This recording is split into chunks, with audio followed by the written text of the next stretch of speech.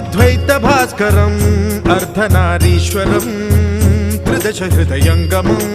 चतुर्दधि सङ्गमम् पञ्चभूतात्मकम् षट्शत्रुनाशकम् सप्तस्वरेश्वरम् अष्टसिद्धीश्वरम् नवरसमनोहरम् दशदिशासु विमलम् एकादशोज्ज्वलं मेकनाथेश्वरं प्रस्तुतिवशङ्करं प्रणतजनकिङ्करं दुर्जनभयङ्करं